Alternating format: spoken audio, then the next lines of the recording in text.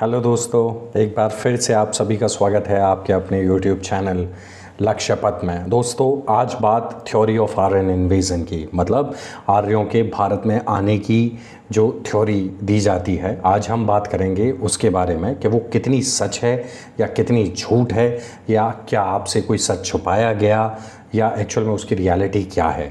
देखिए, आज तक आपने अपनी एनसीईआरटीज़ में या फिर अगर आप किसी भी स्टेट बोर्ड से पढ़े हैं तो आपने ये आर्यन इन्वेजन की थ्योरी हमेशा पढ़ी ही है कि आर्य भारत में आए और आर्यों के भारत में आने के बाद जो भारत में इंडस वैली जो सिविलाइजेशन थी, जो कि इंडस नदी यानी सिंधु नदी के किनारे हुआ करती थी, और उसका डिक्लाइन हो गया और आर्यंस घोड़े की पीठ पर आए और उन्हें घोड़े के बारे में और वॉरियर क्लैन थी और ये सारी जो आपने कहानियाँ पढ़ी हैं। तो आज इसी आर्यन इन्वेजन की थ्योरी के बारे में दोस्तों हम लोग बात करेंगे। तो चलिए शुरू करते हैं आज इस आर्यन इन्वेजन की थ्योरी को।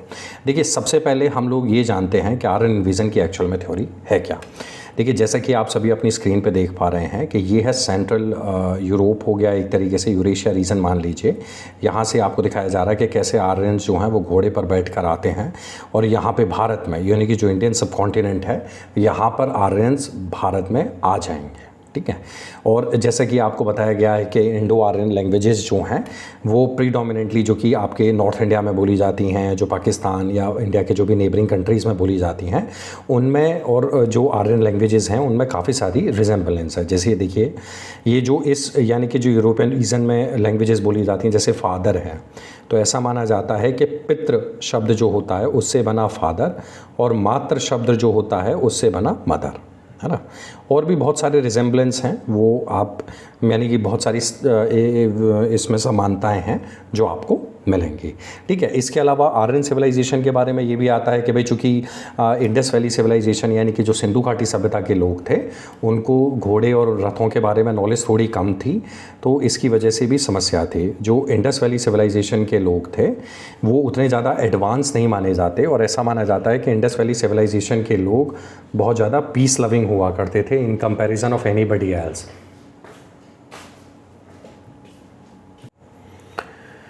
तो कुछ इस तरीके से इंडस वैली सिविलाइजेशन को अंडरमाइन किया गया, या एक तरीके से जो यहाँ के जो नेटिव्स थे, यहाँ के जो लोग थे, उनके बारे में ये बोला गया कि वो लोग इतने कॉम्पिटेंट नहीं थे, इतने योग्य नहीं थे, और वो शायद कि वो जो आर्यन इन्वेजन यानी कि जो फॉरेन इन्वेजन हुआ उससे अपने आप को बचा नहीं पाए, यानी कि जो भारी ताकतें जिन्होंने हमला किया उनको अच्छे से अपने आप को डिफेंड नहीं कर पाए। ठीक है। ऐसा कुछ आपको थ्योरी जो है वो आज तक पढ़ाई गई है। मेरे हिंदी मीडियम के दोस्तों के लिए मैंने यहाँ पे एक स्लाइड और आपके लिए तैयार कर दी है। आप चाहें तो ये आर्य प्रवास सिद्धांत जो है वो आप देख सकते हैं, और इमेज में आपको घोड़े के ऊपर आते हुए कुछ योद्धा लोग जो हैं वो भी दिखाई दे रहे हैं। ठीक है। तो कुछ ये थ्योरी आपने आज तक अपनी एनसीईआरटीज़ की बुक्स में पढ़ी हैं कि वो इस तरीके से कुछ आर्यंस यानी कि विदेशी लोग आए और उन्होंने इंडस वैली सिविलाइजेशन के लोग जो कि काफ़ी ज़्यादा पीस लविंग हुआ करते थे यानी शांति प्रिय हुआ करते थे, उनको यहाँ से खदेड़ दिया। ऐसी थ्योरी आपको किसने पढ़ाई? ये देखिए, ये बात आप जान लीजिए, ये जो सारी थ्योरीज़ हैं वो आपको 18th या 19th सेंचुरी में ही मिलेंगी, जब ब्रिटिशर्स यानी कि अंग्रेज़ भारत के ऊपर शासन करते हैं। उससे पहले इन सारी थ्योरीज़ वगैरह जो भी हैं इनके बारे में आपको पता लगेगा कि उनका उतना ज़्यादा आधार नहीं था और इतना ज़्यादा इनको पढ़ा लिखा भी नहीं जाता था। पर जो हमारी जो वो है हिस्ट्री है उसे लिखने का काम किया। भाई देखिए, ये सिंपल है, सब जानते हैं, इसे लिखने का काम किसने किया? अंग्रेज़ों ने। तो अंग्रेज़ों ने ये सारी थ्योरी जो है वो गढ़ी। ठीक है ना। अब ये क्यों गढ़ी, इसके बारे में अभी हम चर्चा करेंगे। अभी सिर्फ आप ये हिंदी मीडियम के जो मेरे भाई हैं उनसे मेरा निवेदन है कि एक बार आप इसको स्क्रीन को पॉज करके भी इसके बारे में पढ़ सकते हैं, हालांकि मैं सारा कुछ आपको ऑलरेडी बता चुका हूँ। ठीक है। अच्छा, अब हुआ क्या कि अचानक से यानी कि कुछ वक्त पहले कुछ ऐसे हिस्टोरियंस हुए यानी कि इतिहासकार हुए जिन्होंने इस थ्योरी के ऊपर ना उंगली उठानी चालू करी। ठीक है। अब ये उंगली उठनी चालू हुई तो जैसे ही बच्चों उंगली उठनी चालू होगी तो वैसे ही लोगों के दिमाग में क्यूरियोसिटी यानी कि थोड़ा ये कीड़ा जागा कि एक्चुअल में है क्या कि आर्यन इन्वेजन की थ्योरी को ये ब्रिटिशर्स की, कहीं ऐसा तो नहीं है कि ब्रिटिश की यानी कि जो अंग्रेजी लोग हैं उनकी कोई करतूत हो, या उन्होंने अपने रूल को लेजिटिमाइज करने के लिए इस तरीके की थ्योरी दी हो। तो काफ़ी हद तक एक अंग्रेज ही लेखक हैं, उनकी एक बुक है Aryan myth of Aryan invasion. अब उनका नाम तो मेरे को याद नहीं आ रहा एग्जैक्टली, बट मेरी आपसे एक रिक्वेस्ट है, अगर आपको और इस संबंध में जानना है तो थ्योरी ऑफ आर्यन इन्वेजन करके उनकी एक बुक आती है, आप जाइए उसे पढ़ लीजिए, आपको थोड़ा इसके बारे में और भी नॉलेज मिल जाएगी। बट जो आर्यंस की जो थ्योरी है उसके पीछे सबसे बड़ा आधार जो है वो देखिए, ये आप जानिए, आपके भारत में कोई विदेशी आके आक्रमण करता है, विदेशी आपके ऊपर राज करता है, तो विदेशी क्या करेगा, अपने उस राज को लेजिटिमाइज, मतलब लोगों की नज़रों में ये बताने के लिए कि भाई हमें तो राज करने का अधिकार है, वो बताएगा कि हमारे और आपके जो एंसेस्टर्स हैं वो सेम है। देखिए, अगर आप एंशिएंट इंडिया यानी कि प्राचीन भारत का कभी इतिहास पढ़ते हैं तो जब वहाँ पे कभी राजशाही हुआ करती थी तो राजशाही में एक बात हमेशा जो राजा हुआ करते थे वो बताते थे कि हमें राज करने का डिवाइन राइट है। डिवाइन राइट का मतलब होता है बच्चों देवीय अधिकार। अच्छा, डिवाइन राइट क्या होता है? देवीय अधिकार। देवीय अधिकार का मतलब ये होता है कि भगवान ने उन्हें बोला है कि भाई आपको तो अधिकार है हमारे ऊपर राज करने का। कुछ वैसा ही अंग्रेज़ों ने किया, ठीक है ना। अब चूँकि अब हिस्टोरियंस ये बात करने लगे कि भाई इस तरीके से आर्यन इन्वेजन हुआ, तो आर्यन इन्वेजन कहीं ऐसा तो नहीं है कि अंग्रेज़ों की कॉन्स्पिरेसी थ्योरी थी या ऐसा था, तो एक तरीके से डिबेट चालू हुई, ठीक है ना। अब डिबेट जब चालू हुई तो उसका क्या है, कुछ आधार हमें मिलने लगे, ठीक है। अब आधार कैसे मिले? देखो बच्चों, ये दो भारत के लीडिंग न्यूज़पेपर्स हैं, इनकी मैंने यहाँ पे आपके लिए वो लगा दी हैं। द प्रिंट का एक आर्टिकल है जिसमें प्रिंट बता रहा है कि Aryan did not invade Indian और destroy Indus valley civilisation, this is the proof, ठीक है। ये एक प्रूफ है भाई आर्यन इन्वेजन की थ्योरी का, जो जैसे कि उन्होंने बताया कि प्रिंट न्यूज़पेपर का आप देखोगे तो आपको पता लग जाएगा। इसके अलावा जो टेलीग्राफ न्यूज़पेपर है तो उसमें क्या हुआ बच्चों, IIT खड़गपुर में एक कुछ दिन पहले एक रिसर्च सामने आती है जिसमें ये बताया जाता है कि आर्यन इन्वेजन की थ्योरी जो है वो सही नहीं है। अब जब आर्यन इन्वेजन की थ्योरी के लिए IIT खड़गपुर में रिसर्च हो गया और आपके लीडिंग न्यूज़पेपर्स में इसके बारे में छपने लगा, तो उससे ये बात निकल के आने लगी कि भाई हाँ, आर्यन इन्वेजन की थ्योरी को लेकर कुछ ना कुछ गड़बड़ है। अब क्या फैक्ट दिए गए जिससे ये पता लगा कि वाकई आर्यन इन्वेजन की थ्योरी काफ़ी हद तक संदिग्ध है। देखिए, हुआ ये कि अभी कुछ दिन पहले सिनौली, देखिए ये उत्तर प्रदेश का मैप है, ये बागपत है ना, ये बागपत वाला रीजन है, बागपत, ठीक। इंग्लिश वाले फ्रेंड्स के लिए लिख देता हूँ बागपत, ठीक। दिल्ली के काफ़ी नज़दीक है, ये दिल्ली है, ओके, ये दिल्ली है। दिल्ली के काफ़ी नज़दीक एक जगह है बागपत। बागपत में सिनौली नाम की एक जगह है, यहाँ पे क्या बच्चों एक्सकेवेशंस हुए। एक्सकेवेशंस मतलब खुदाई हुई। तो यहाँ पे खुदाई अब से नहीं चली, 2005 के ऑनवर्ड आप यहाँ पे देखोगे तो यहाँ पे खुदाई लगातार जारी है। बट हुआ क्या कि यहाँ पे बहुत सारे कॉपर होड्स मिले। कॉपर होड्स का मतलब होता है कि कॉपर के भंडार मिले, और इसके अलावा यहाँ पे बहुत सारे कॉपर के वेपन्स वगैरह भी मिले। और जब उन वेपन्स की कार्बन डेटिंग, जैसे कि आप सभी को पता होगा कि कार्बन डेटिंग से हम लोग क्या बोलते हैं, किसी भी चीज़ की एज निकाल सकते हैं, तो वही है हुआ। जब कार्बन डेटिंग उन कॉपर वेपन्स की करी गई तो पता चला कि उनका भी time period was almost 2000 BC से 1500 BC के बीच में था। ये वही वक्त था बच्चों जब हमारी जो इंडस वैली सिविलाइजेशन यानी कि सिंधु घाटी सभ्यता है उसका डिक्लाइन हो रहा था।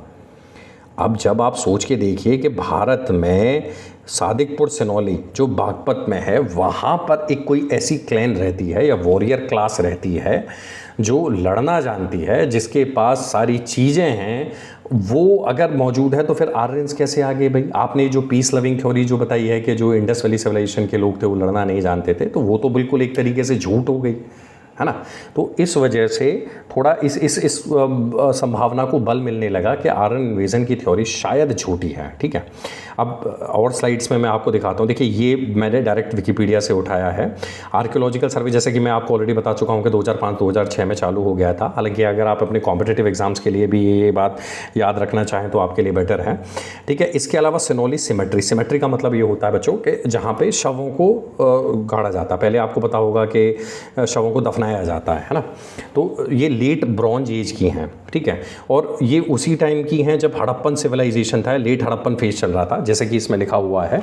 और डायरेक्टर शर्मा, इनके बारे में मैं आगे भी आपको बताऊंगा, इनके कुछ बयान जो कि काफ़ी ज़्यादा इंटरेस्टिंग भी हैं, ठीक है। तो उसमें क्या है कि ये बात पता चलती है कि सिनौली में क्या है, काफ़ी सारा कब्रगाह है, ठीक है।